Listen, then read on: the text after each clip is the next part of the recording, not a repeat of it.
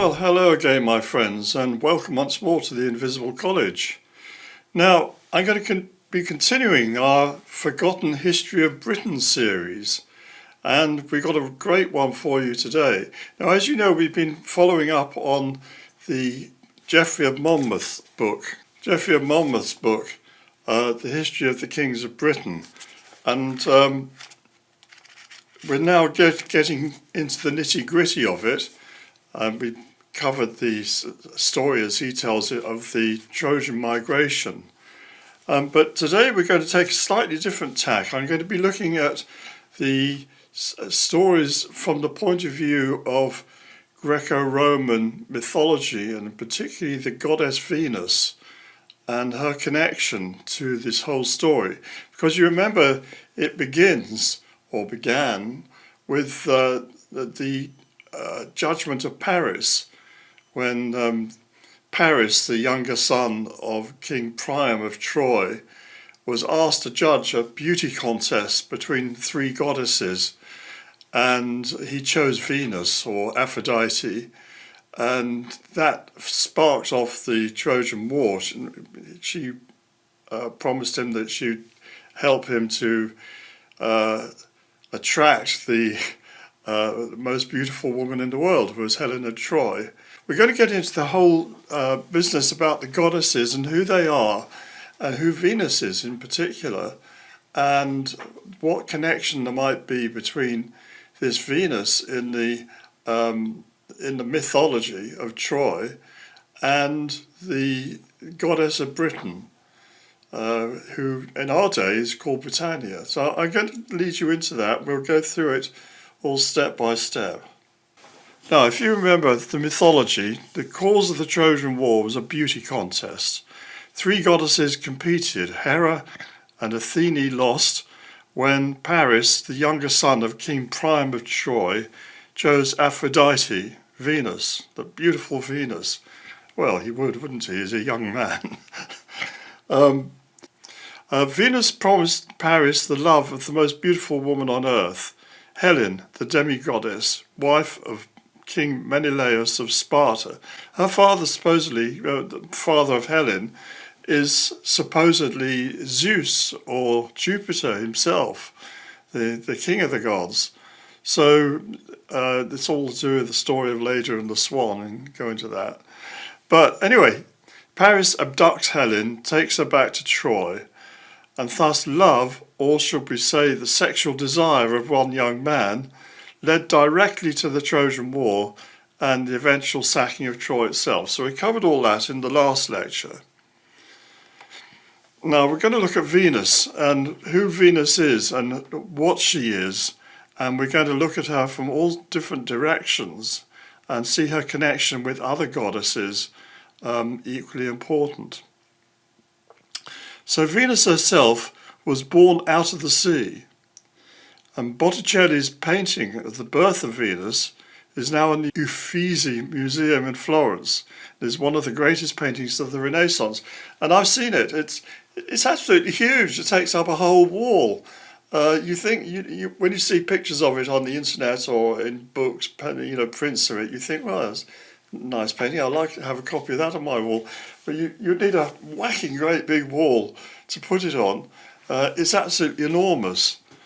Anyway, it alludes to the Greco-Roman myth that when Kronos, who is Saturn, usurped the kingdom of his father, he also castrated him. His father, called Uranus, by the way. He castrated him, and he threw his father's bleeding genitals into the sea. And this occurred close to the island of Cyprus. It sounds terrible, doesn't it? Not only usurping the kingdom, but castrating your father in the process. But that's all symbolic as well, as we'll see in the mythology. Suffice it to say that it concerns the bringing of sex to planet Earth as a means of defeating bodily death. Now, you have to understand that Kronos is also the god of time, and we live within this constraint of this time world. Everything is born, grows and dies, Everything that's born must die. So the throwing of the genitals into the sea,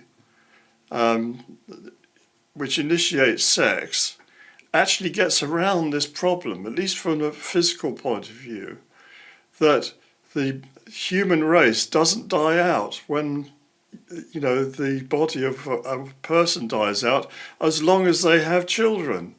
So the coming of sex, and sex allows or enables us to have children, to have offspring, to bring along a new generation, so that when we pass, they continue, and then they can have children, and so the family tree carries on and on and on and on. The family tree of the entire human race, the family tree of a nation, the family tree of a tribe, the family tree of a family. That all these things are dependent on generating new generations, and this is done through sex. Sex, we don't think of it this way, Venus, as being, we think of, a sexy woman. But it's not, is it? It's something much deeper than that, and it goes throughout the entire animal kingdom. There are a few things on Earth that don't reproduce sexually, that they just split cells and become two different things. But that's very rare. Most life forms on Earth require male and female to create a new generation, either through an egg or through something hatching out of the body, as with mammals. Some kinds of fish, they actually the female puts her eggs into the water and the male puts his sperm into the water, and the two mix together in the water. So the pregnancy happens outside of the mother. It's extraordinary. So there's all sorts of different things that are happening here, but it all comes back to the need for sex in order to outstrip time, outstrip death, and to carry on the generations. So, I'll read out what I've written here. Suffice it to say that it concerns the bringing of sex to planet Earth as a means of defeating bodily death. Through our progeny, our genetics lives on, but children are not clones of their parents. Each child is an entirely new creation. Now, that's an important aspect too. There's no two people have exactly the same genetics, except if they happen to be identical twins who are formed from actually the splitting of a single fertilized egg within the womb. So that can happen, but it's very rare. That you don't get that many twins. Nearly all people have different genetics because they have some of their genes are coming from the mother and some from the father, 50-50. And the combinations of those can be different even within the same family. Your brothers and sisters are not going to have the same combination as you do. So it's produces a uniqueness, and one of the properties of that is it also helps us to fight disease. But that's another question. So the castration event caused a huge storm. That's when the genitals of the father are thrown into the sea with hurricane winds. And these winds made the sea froth, and from the froth and foam emerged the naked goddess of beauty and love, Aphrodite Venus. So you see the wind blowing there on the left-hand side of this picture. It's blowing up the froth, it's blowing up the foam, which will give rise to Venus coming out of the sea. Now the name Aphrodite comes from the Greek word aphros, meaning foam. And strong winds can cause the sea to foam. Throwing this onto nearby beach is no fiction. I've seen this with my own eyes. I actually have done. I was in Virginia Beach one year, and it was just after the big hurricane had moved along the coast of America, as they tend to, and come very close to, well, I think it actually went over Virginia Beach. and there was a big clean-up operation going on at the time. And there's still strong winds, and you could see this foam being blown up onto the beach there, And I thought it was amazing. I'd never seen it. It was as though the sea was made of soapy water. It was suds coming off, just like you get with the washing up. It was suds being blown up onto the beach. Extraordinary to see. However, Venus also represents the power that the female form has to inflame male desire for sex. Yes, certainly does, doesn't it? The birth of Venus is an archetype. It motivated perhaps the greatest Bond girl scene in the whole James Bond franchise. We see Honey Rider, played by Ursula Andress, emerging onto a beach, island beach. And in the movie, she is wearing a white bikini. But in the book, Dr. No, Honey Rider emerges naked from the sea except for her knife belt. So it really was a takeoff of the birth of Venus coming out of the sea. That was what that scene was all about. And she is the incarnation of Aphrodite, Venus, and so the ultimate personification of female allure. Now, women know all about sex appeal. You know this. It is why fashion, makeup, coiffure, dieting, and self-presentation are so important to women in a way that they're not to men. You don't get men, or most men, bothering with things like cosmetics. They don't really care too much about what they look like. Yes, they might pull a comb through their hair if they've still got some, but that's about as far as it goes, isn't it? But it's not like that for women. They're very conscious of their appearance, and rightly so. And all this comes under the heading Aphrodisia, which is to say Venusian arts. Yeah, Aphrodite being the goddess, the same as Venus. So the Venusian arts are to do with appearance and allure. Let's use that word.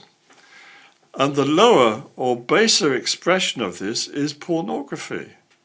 You know that, and that's why it has such a pull, and why people publish magazines, like Playboy and so on, and why there's so much on the internet. It's the lure of the female form has a tremendous power upon men, and it's you look at it and you think about it. Unless you're a very strange person, you don't feel that when you see some other kind of animal or other things. It's just the female form, and it's a power that's been put on Earth to ensure the survival of the species. So it's the driving force of sexual desire leading to the birth of children. That's what it's all about. If there's no allure going on, if there's no desire being stirred in the male lower regions, let's say, then you're not going to get children. And the human race, or just the nation, is going to die out. And I think that's part of why, or probably the main reason why, we're seeing this massive decline in the birth rate in Western countries in particular. It's a kind of loss of this energy to engender the desire to have children. And you might say, well, sex has got nothing to do with children. It's got everything to do with children. Everything. You might not want to hear that. You might not want to allow that. But that's what the drive is there for. And when you thwart it all the time, the race dies out. Anyway, without man's lust for women, there will be no continuation of the human race. Yeah, well, that's led to the fall of more than one empire and civilization. There is obviously much more to Venus than the idea of the goddess of sexual attraction coming out of the sea. Now, that's what we're going to go into next. The true meaning of the Venus archetype has much deeper meaning than is at first apparent. And in this lecture, we're going to explore this theme. I'm going to provide evidence that Britannia, the personification of Britain, is really Venus in disguise. And that might surprise some people, but we'll get there. Aphrodite, or Venus, was already the chief goddess of Troy long before the Trojan War. Indeed, she was said to be the grandmother of Aeneas himself, after she had an affair with his father Anchises on Mount Ida. Now, I covered this in the previous lecture. Mount Ida is in the southern part of the Troad, and Venus is said to have met this shepherd there, and I think she was put up to it, or Zeus made her do this, or something like that. Anyway, she had the affair with this man, and she then gave birth to Aeneas. And Aeneas is the great hero who survives the Trojan War and takes the Trojans, traveling initially through the eastern Mediterranean and stopping at Carthage, but eventually going to Latium, and he meets the king of Latium and marries his daughter. His first wife died in the Trojan War, and they found a city of Lavinium, which will give rise to Rome in due course. So he's the patriarch of Rome within this mythology. And in another Trojan myth, it was said that she, that's Venus, had a cult statue called the Palladium of Troy. As long as this statue remained in its temple, Troy was safe. Now, I'm going to say quite a lot about this statue. So Troy was under the protection of the goddess Pallas. And Pallas means shaking, and it's linked with a spear, but I'll come to that.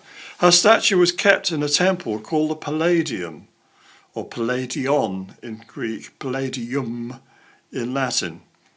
And the statue, which was said to have been cast down to earth by Zeus, the father of the gods, guarded the city of Troy. So it's a kind of a protective goddess who looks after Troy. And that, of course, is also Venus in a different aspect. As long as it remained in Troy, the city would be safe from all invaders. Now, the Palladium statue was not very large, and it was made of wood, so they say. It stood on a pedestal and was used for prophetic purposes.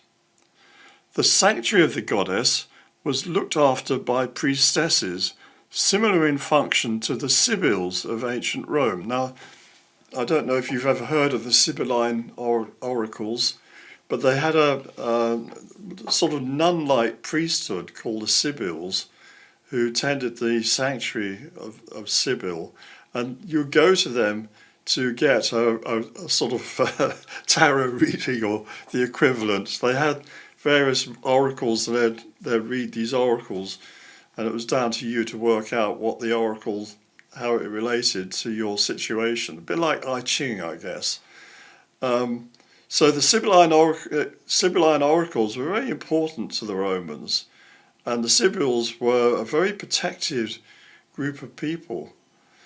So like the oracle at Delphi, the statue of Pallas could be consulted about the future. So this is in Troy. They had the statue there.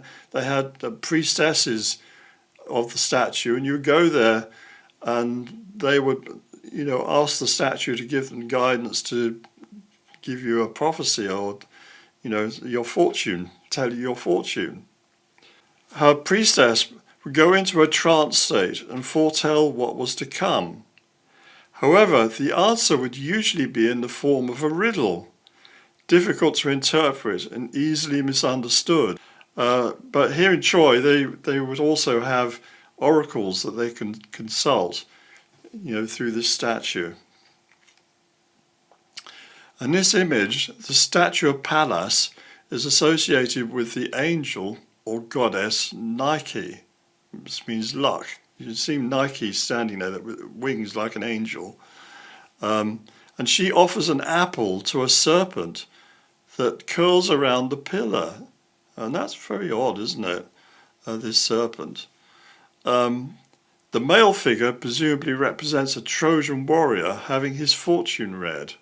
So there he is. He's come along. He wants to have his fortune told. And there's this pythoness. She's got this snake, and she's going to give him his fortune.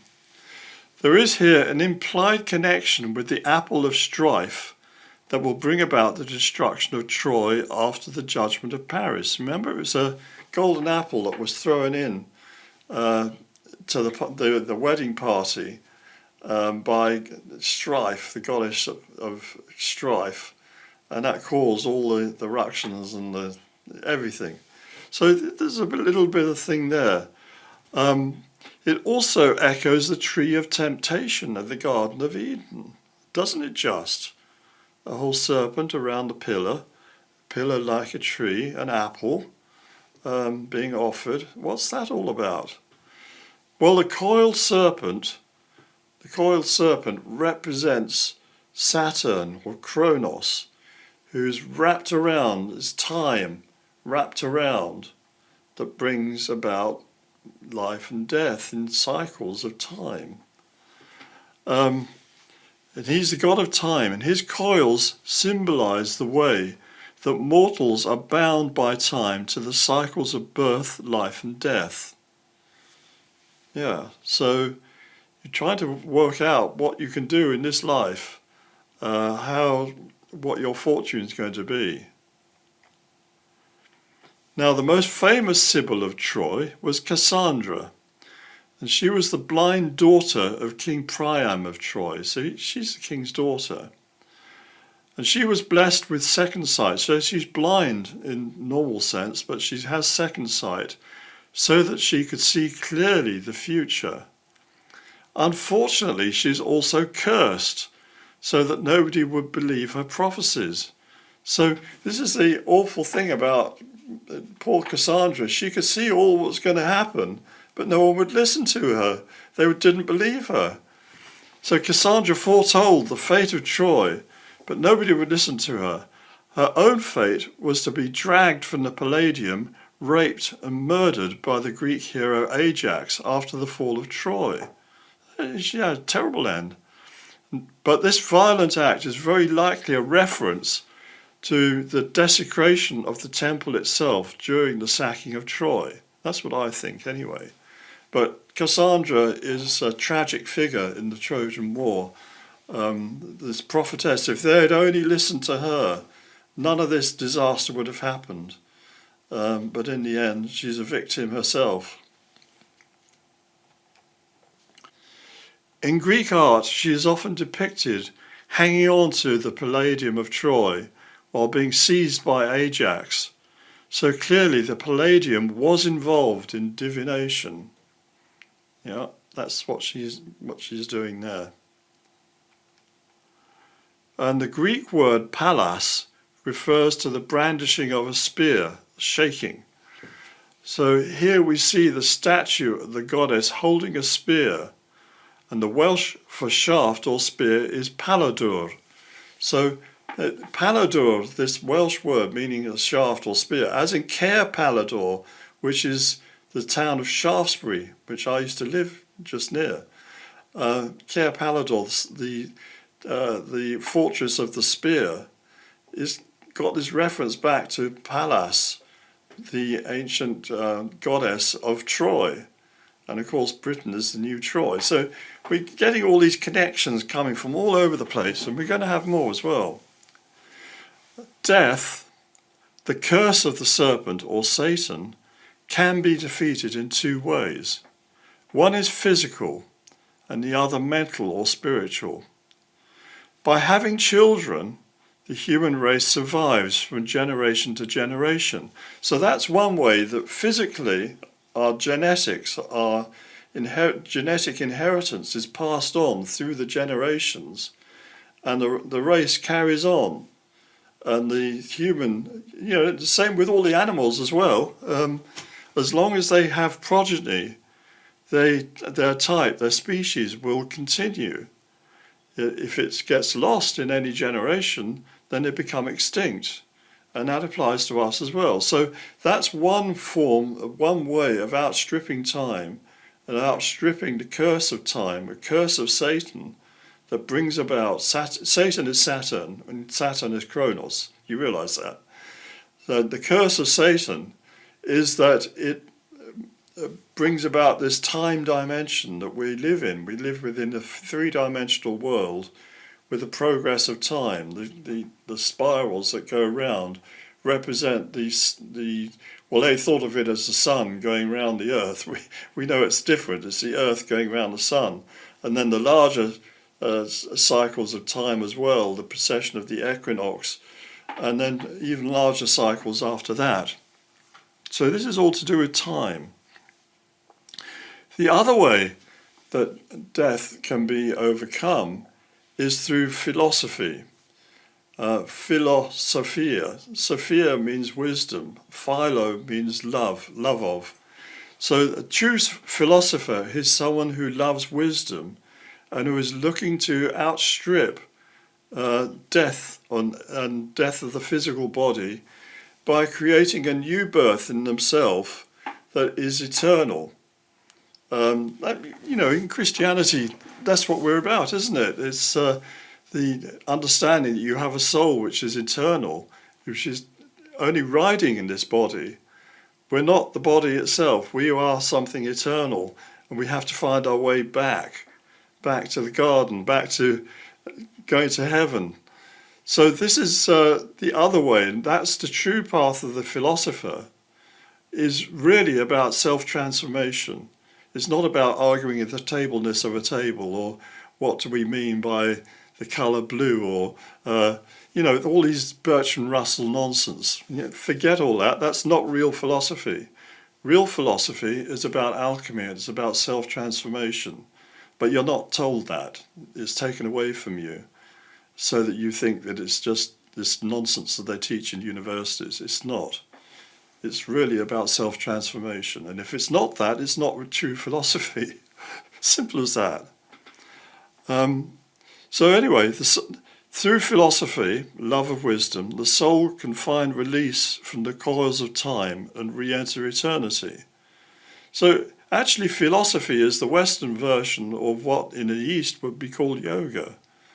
I'm not steering you down, I'm not suggesting you go to India and study yoga or anything like that. We have our own traditions in the West, and those traditions are actually to be found within esoteric Christianity today.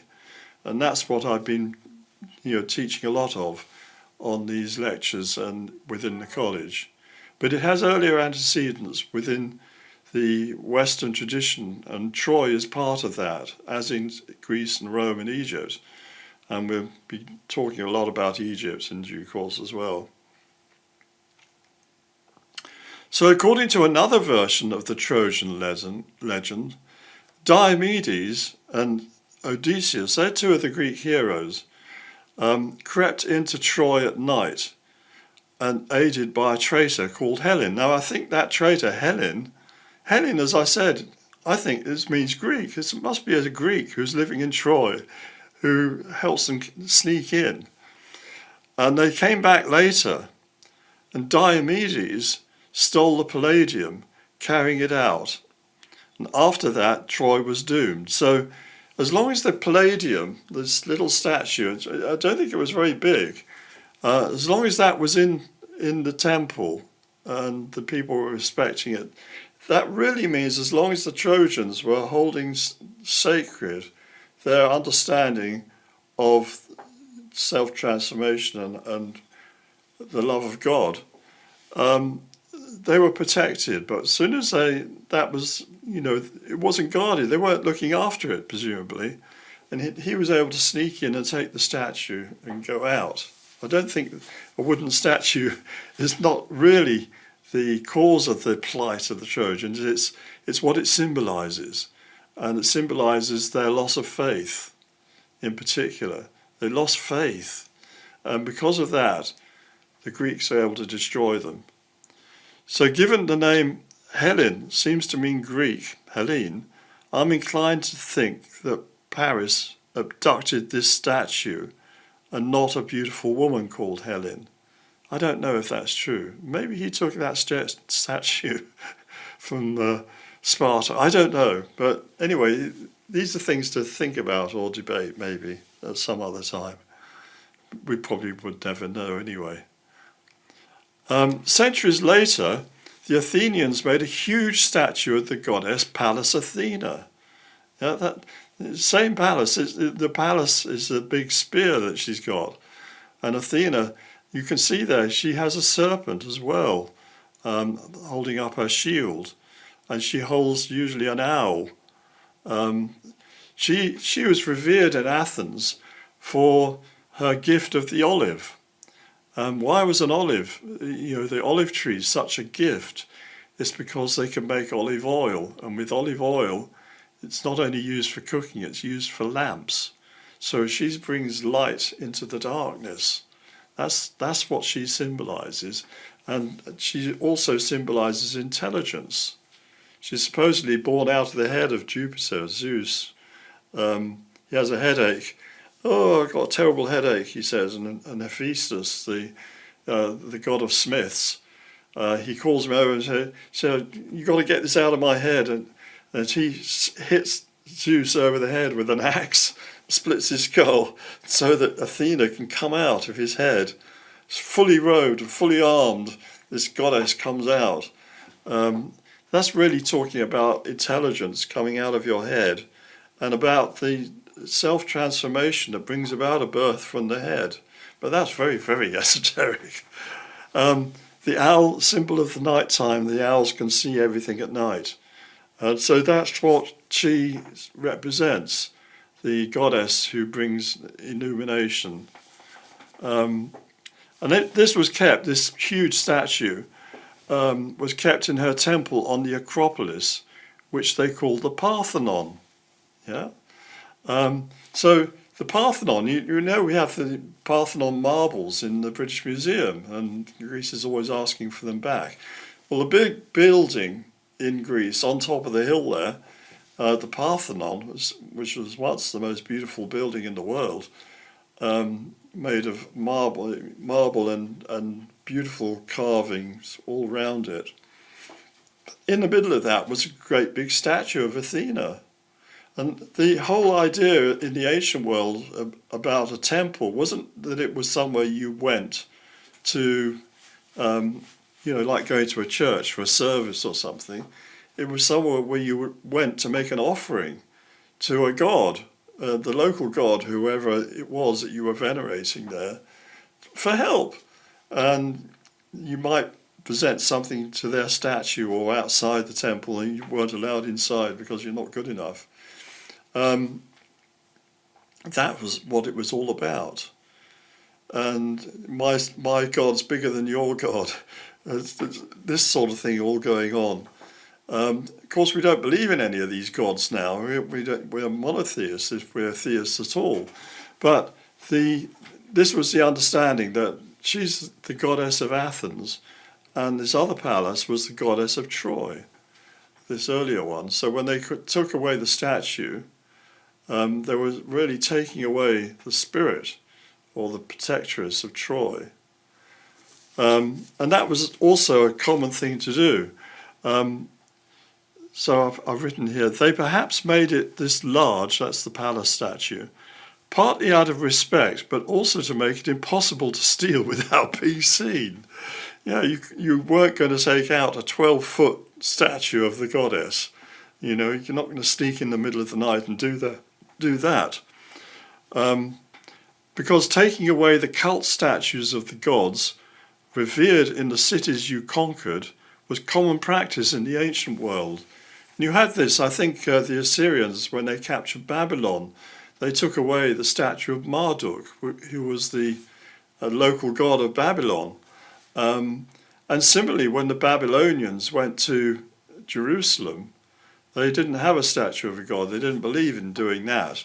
They would like to have probably taken the Ark of the Covenant, but it wasn't there. It was hidden away. It still is. But they did take away the furniture and the cups and everything to do with the temple. And they burnt the temple down and destroyed Jerusalem. They took those cups back to Babylon, and Nebuchadnezzar had the good sense to keep them safe. He didn't desecrate them or do anything nasty to them because he understood that these things belong to the God of Jerusalem. I don't want to really upset the God of Jerusalem, but I've got him, as long as I have all this stuff here, his people are my subjects. And then his idiot son Belshazzar decided to have a big feast, and called everyone in to have a big feast, and he got these cups and stuff out of the vaults wherever they were being kept, and they were all having a great time drinking out of these cups, the God's cups from Jerusalem. And that's when you get the writing on the wall, and mene tekel upharsin, and he's judged and found wanting, and the Babylon falls because he's insulted the God of Jerusalem, the Jews. So that's how they kind of thought about these statues in the ancient times, that if you could capture someone else's statue, that was a good thing to do. Anyway, so that's part of what was going on there.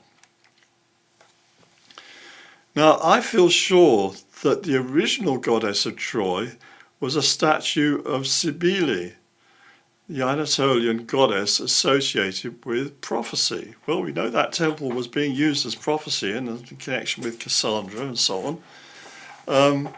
So this was the girl who was the prophetess statue. And Cybele originated in Phrygia. She's the Anatolian goddess. And she was equated by the Romans with their goddess Diana. Yeah, you heard of Diana of Ephesus. They equated her with that. In Troy, she was equated with Aphrodite, Venus.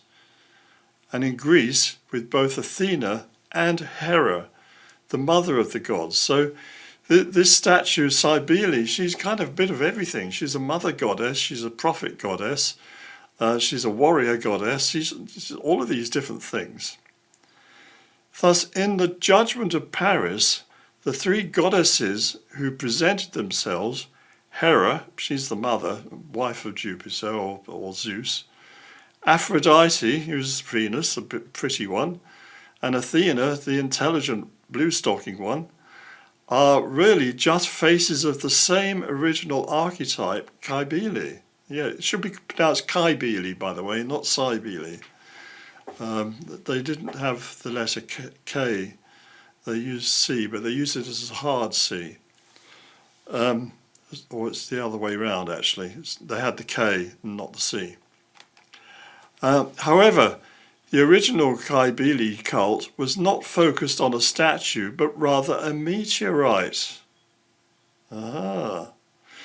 Meteorite cults were common in the ancient world and often associated with prophecy.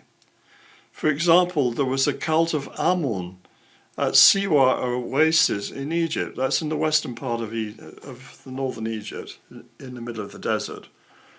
And Alexander the Great went there to discover his true identity and his fortune from the fortune teller there. And the priest there took one look at him. This guy's just conquered Egypt, has he? He's already conquered parts of Persia.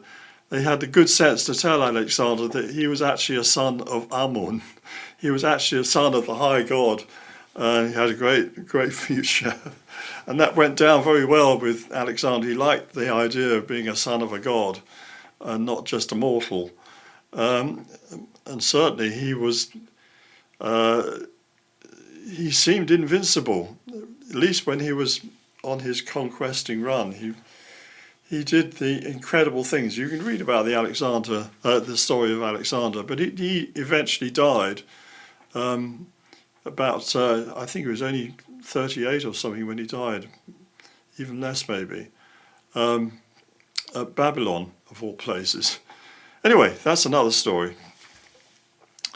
During the Second Punic War, which is 218 to 201 BC, the Sibylline oracle in Rome warned that they needed to bring back to Rome the cult meteorite of Cybele.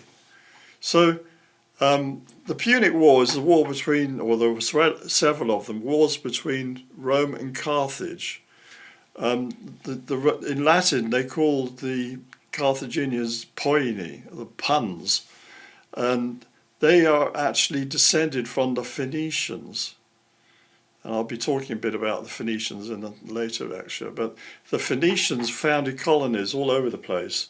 And we met with one already, which was Tartessus, or Tarshish, which was in southern Spain, just near Gibraltar, which we now call Cadiz. Well, Cadiz is right next to where Tarshish was, the ruins of it. So that was a Phoenician colony. There was another colony in Britain. We'll be coming to talk a bit about that in due course. But anyway, the Romans knew that they had to defeat Carthage. They had to, if they're going to have proper access to the Western Sea, and as well as, being able to develop their own empire, they needed to assert hegemony over Carthage. And in fact, they realized that they had to destroy Carthage. So they had a series of wars with Carthage, and this one they weren't doing too well. So the Sibylline oracle in Rome was the same kind of thing. I talked about that. They give you a prophecy, they give you advice, and they said, you've got to go and get the original Cybele, the meteorite, which is in Pergamum, and bring it back to Rome, to our temple here, and then you'll have domination over Carthage and you'll win the war. So the Romans did that. They went there in 204 BC, and they went to Pergamum, and they got hold of the meteorite and brought it back to Rome and put it in the temple. And sure enough, they went on to win the Carthaginian War. And then they had another war with Carthage, and after that they completely destroyed the city and they salted the fields so nothing would grow there. They wanted to totally obliterate it, and that opened up the western side of the Mediterranean and gave them North Africa and control over that. And then at the time of Caesar, they conquered Egypt and went further east and built up this huge Roman Empire, which stretched from the borders between England and Scotland all the way down south to North Africa and all the way eastwards up to the Euphrates River and all of Anatolia and going up into the Balkans up there as well. So they established the biggest empire that had yet been seen, at least in Europe. And they attributed their success to having the Cybele meteorite in Rome. Make of that what you want. Anyway, I'll have more to say about cult meteorites in the next lecture. Yeah, well, there's plenty to say about that. Cybele is normally thought of as either the mother of all things or a virgin huntress, Diana. However, unless you're the Virgin Mary, you don't get to be a mother without some sex involved first. Mother goddesses are older versions of virgin goddesses. I think that's a point that doesn't really need to be made too much, but it should be very obvious that people like Artemis and Athene and so on, all these virgin goddesses, well, the older version of them, if you like, the mother goddess version, like Hera or Cybele, they also have these other virgin goddess faces as well, and Venus as well, the allure. So Venus, though young and pretty, is also a mother goddess. Yeah, she has children in the mythology. She has children too, including mortal children, as I said. She's a mother goddess as well as being a a beautiful Ursula Andress on the beach goddess. And she's born out of the foam caused by the genitals of Uranus falling into the sea near Cyprus. Now, just before I leave this picture, I want to point out to you the two lions standing on the shoulders of this representation of Cybele. In Greek mythology and Roman mythology, she has a chariot that draws her through the sky, and it's towed by lions. And that's quite important too. You can think of lion sphinxes and so on. She's a mother goddess, and she's towed by lions. And you can see here represented the horses and even a unicorn at one end. They're all in pairs, 2 by 2 by 2, because they have to be male and female. You've got the plant kingdom below that, and you've got the mineral kingdom below that. And you've got this little cherub who's stoking up a furnace, and the stuff he's putting into the furnace is all the stuff being recycled. There's a lot in this. It's an alchemical picture, but it's talking about the planet Earth. Cybele is really Mother Earth, and these are different facets of her that you see with these other goddesses. She's a goddess of nature. She becomes Demeter. She is the Mother Earth, and she recycles everything. So what falls to Earth from the sky is normally a meteorite. So we can say that Venus is associated with meteorites. So this idea of these genitals of the high god being thrown into the sea, what are we talking about? We're talking about something that's fallen out of heaven and caused a big splash, and lots of wind, and out of that wind and foam and everything comes Venus, the invention of sex as a means of prolonging life. And I see this as not so much being Saturn taking revenge on his father, as his father throwing his creative nature into the earth to make sure that life is maintained and kept going, in spite of what Saturn or Kronos has done. So it's a different way of looking at it, but that's how I see it. So the Palladium of Troy is also supposed to have been thrown down to earth by Zeus. I said that. So the statue, was it really a meteorite we were talking about originally? I think it was. It was the Cybele meteorite.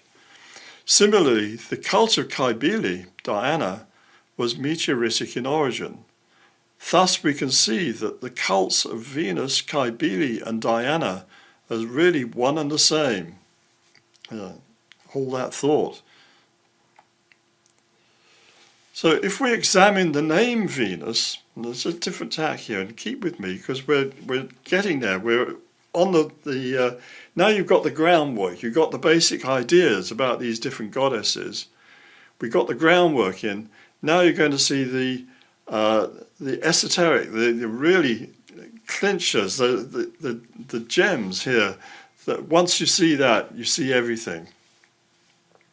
So if we examine the name Venus, we see that it has the root ven, V-E-N, with the addition of a US ending so that it can be declined. And I talked about this in other lectures, that Rome, in Latin and Greek and a number of other languages, including French and German and things, they put endings on words so that they can decline them. Now, what that means is you know what's the subject of the sentence, what's the object, the accusative, or what's of, so saying of something belonging to someone, you have put a genitive form on. And if you're giving something to someone, that's a dative.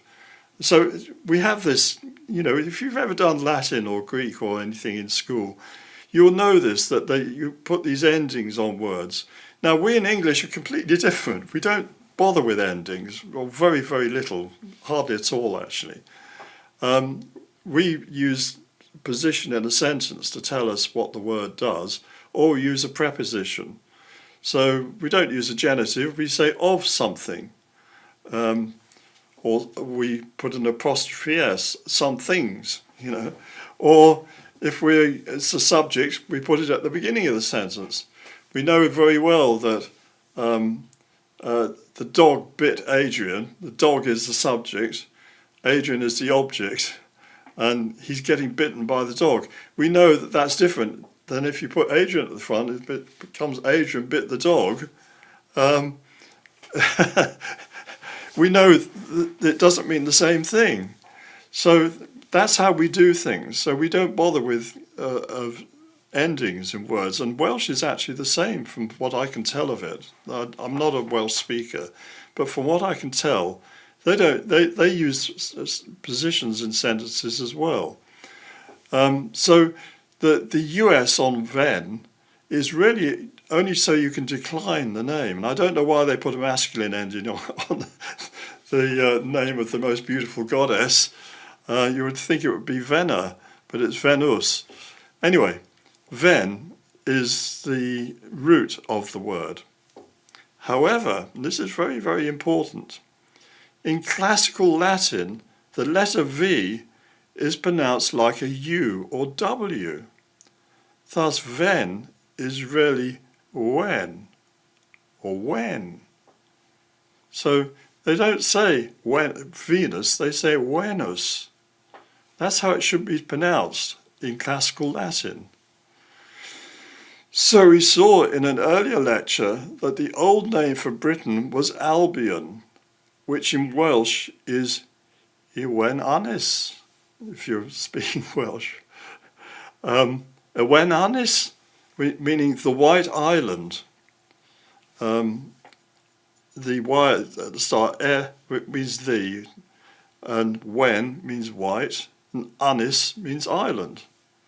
So the White Island in Welsh, white is Wen. So it can also be spelled Wyn with one N, Wyn with two N's, or even Gwyn, Gwyn. They don't pronounce the G, it's still Wyn, or Guin, Wyn, or Gueen, Wen, and so on. So Guinevere, for instance, the wife of King Arthur, that should be Wenhwyfar, and it means the white cloud or the white ghost. So this subtle differences here we don't understand because we are English. We don't understand what these names often mean, and they have other levels of meaning to them. Anyway, so Venus is really Wen. She's the white goddess. And the goddess of Britain is called Awe. And sometimes it's also written Awen or Awen in Welsh. And she is associated with light. And I'm going to tell you more about that in another lecture. It's easy to see that the name Awen is derived from Wen, or Venus, the Latin goddess who is synonymous with white or light. So you can see the Awen is derived from Venus. Venus has become the goddess of the ancient Welsh. And that's not surprising when you realise that they were Trojans and they went to Latium in Italy and founded Rome. So Latin is derived from Trojan. So they bring their goddess names. They don't call her Aphrodite, that's Greek. They call her Venus. And Venus is Awen in Britain. And this is a further indication of the Brutus migration. And her island, Albion, that's the Greek version of the same name, the White Island, Albion. So in his story of Aeneas and his flight to Italy, he carries his old father Anchises, who in his youth was the lover of Aphrodite Venus herself. So carrying the old man on his shoulders. And they're accompanied by Aeneas' son Ascanius, and you can see him there as a boy. So, and the woman on his left, I presume, is Creusa, be the wife who didn't make it. She got killed by the Greeks before she could escape. Aeneas is accompanied by his son Ascanius, and he later founds, that's Ascanius, the city of Alba Longa, which is just a little to the south of Rome. So Alba Longa, the long white, and it's near a lake, I believe. Alba means white in Latin. So there you have it. After Brutus accidentally kills his father Silvius in a hunting accident, he is sent into exile. He goes to Epirus, which is part of which is Albania. Albania means the White Land in Latin. So he's going to another Albania, the White Land. He's the grandson of the guy who founded Alba Longa. So he's going to another White Island, White Land. In Epirus, Brutus leads a Trojan rebellion. We did all that in the last one, didn't we? They take the ships of the king of Greece and sail to Leogetia, the island which in Greek is called Leucada. Leuko in Greek means white.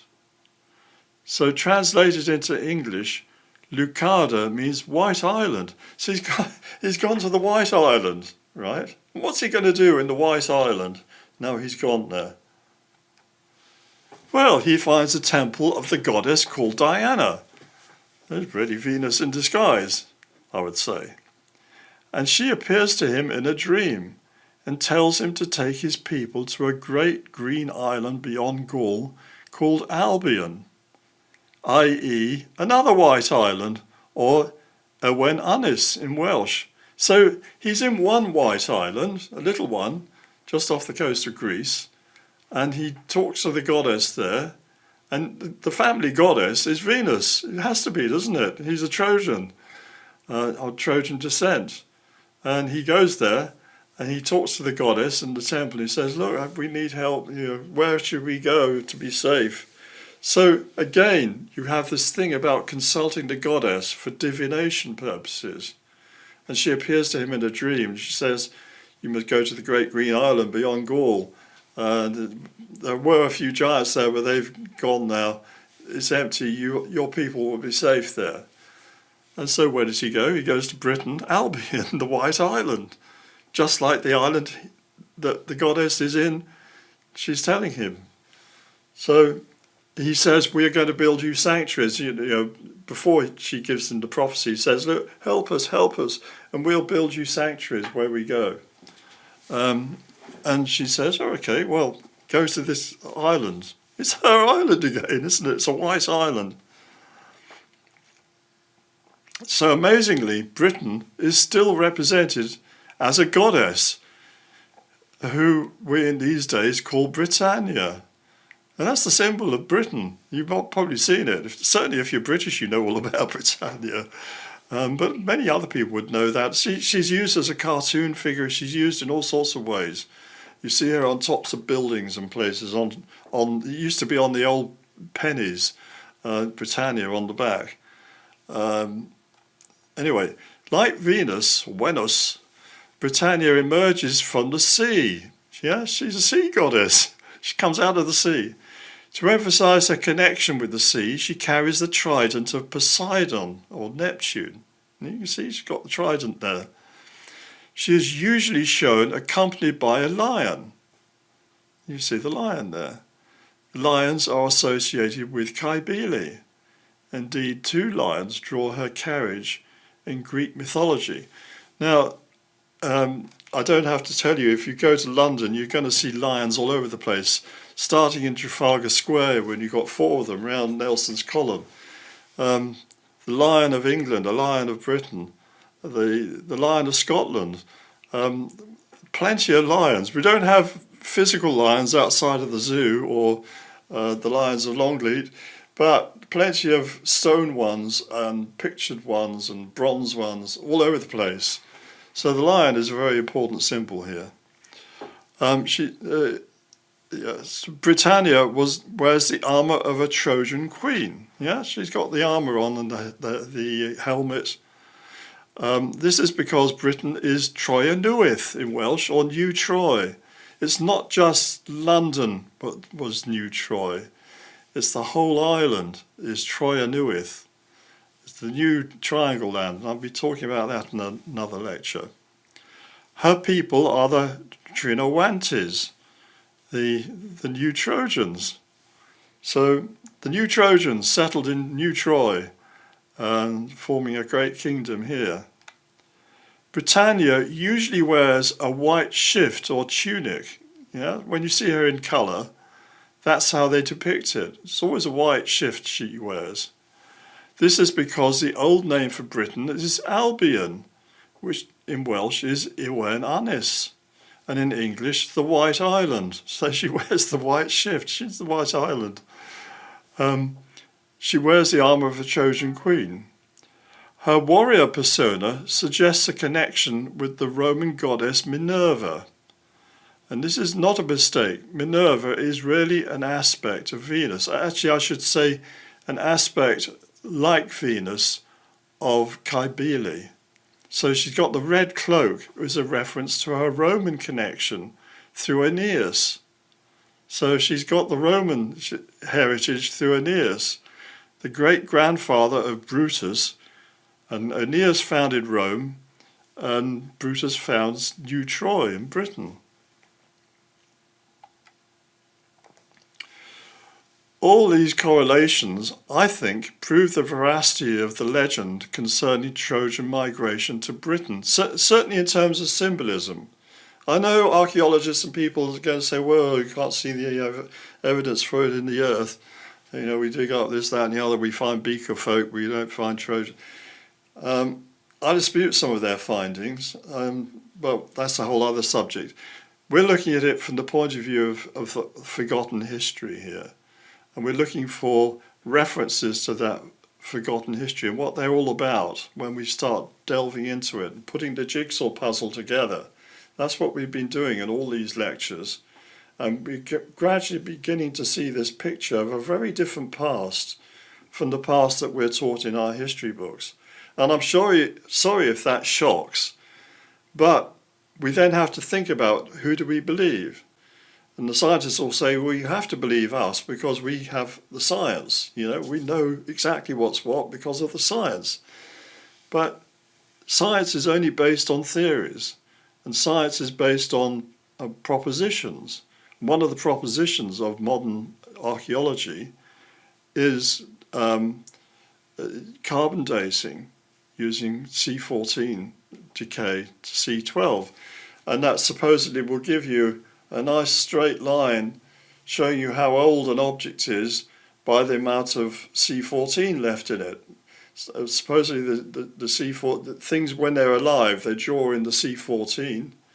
Once they're dead, the tree's been cut down or the body's been, no longer alive, they're no longer taking in any C14, and that's a radioactive version of carbon, and that will decrease in amount the older the thing is. But how do we know it's decreased in a nice smooth straight line through thousands of years or even centuries? We don't. It's an assumption, and it could be well out. It could be out by thousands of years. We don't know what generates amounts of carbon-14. We don't know if it's a high level at the moment or it's a lower level in the past. So it might give us false dating because the amount in the atmosphere is probably dependent on what the sun is doing. So when they say the science is against this, you have to ask, well, what's your ruler? What are you measuring it with? How you calibrated it? And when you start doing that, you start seeing that actually this old history, maybe it should be taken a bit more seriously than it is. Anyway, all these correlations, I think, prove the veracity of the legend concerning the Trojan migration to Britain. However, our story does not stop here. And in the next episode, I'll present evidence for Britain's Egyptian and Phoenician connections too. This dovetails rather smoothly into the Trojan legend, and I believe shatters all doubts that the ancient history recorded in the Brutes is based on a real memory. We'll discuss this next time. So, in the next episode, I hope you are following this, because it all goes together. We're putting together the jigsaw, as I said. And the next piece we're going to put in is the Egyptian connection. And you might think, well, there's no Egyptian connection, is there? But you've got to answer, well, why did Flinders Petrie find evidence for the Egyptian foot being used in the construction of Stonehenge? Why did they find scarabs, the Egyptian scarabs, at Stonehenge? There are connections. And the Phoenician connection, well, you know very well that if you're going to make bronze, you need tin, and they used to get the tin from Cornwall. That's where the big tin mines were. That's why these islands were called the Cassiterites, the place where you get tin. So there was connections, and it was the Phoenicians that were making that connection. But that's all going to be in the next lecture. I hope you enjoyed this one. Please give it a like if you did, and follow. Click to follow the channel. Ring the little bell. Although I don't understand all that nonsense, but you know what to do. People are always going on about it, aren't they? And if you had it in your heart to help me do this work, please consider becoming a patron, and you will then be a member of the college. And there are other lectures I'm doing and going to do more for the people who are members that go a little bit beyond what I put out into the general public. And they also get regular newsletters concerning other matters. So thank you very much. You can do that. I'll put the link below, but you can do that through patreon.com/Adrian G. Gilbert, and that will enable you to join the college. So thank you very much for your time. I hope you enjoyed this, and we'll meet again. Bye-bye.